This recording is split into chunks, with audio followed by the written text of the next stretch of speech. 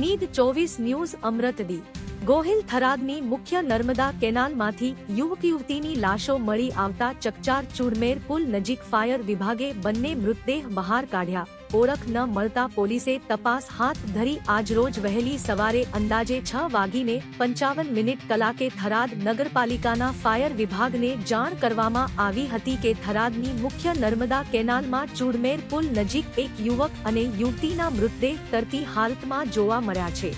જાણ મળતા જ ફાયર વિભાગની ટીમ તાત્કાલિક ઘટના સ્થળે દોડી પહોંચી હતી અને ભારે જહેમત બાદ બંને મૃતદેહોને કેનાલમાંથી બહાર કાઢ્યા હતા.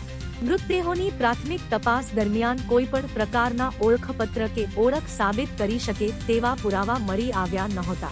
ત્યારબાદ સમગ્ર ઘટનાની જાણ થરાદ પોલીસને કરવામાં આવી હતી.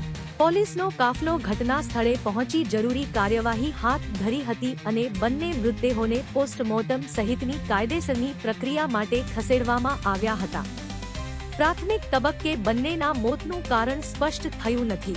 યુવક અને યુવતીની ઓળખ સ્થાપિત કરવા તેમજ ઘટના અકસ્માત, આત્મહત્યા કે અન્ય કોઈ કારણસર બની છે કે કેમ તે દિશામાં થરાદ પોલીસે તપાસ શરૂ કરી છે. આ ઘટનાએ સમગ્ર પંથકમાં ભારે ચકચાર મચાવી છે. અમૃતભાઈ ધર્માભાઈ નાઈ, નીડ 24 ન્યૂઝ, થરાદ. પૂરા સમાચાર જોવા માટે નીડ 24 ન્યૂઝને સબસ્ક્રાઇબ કરો.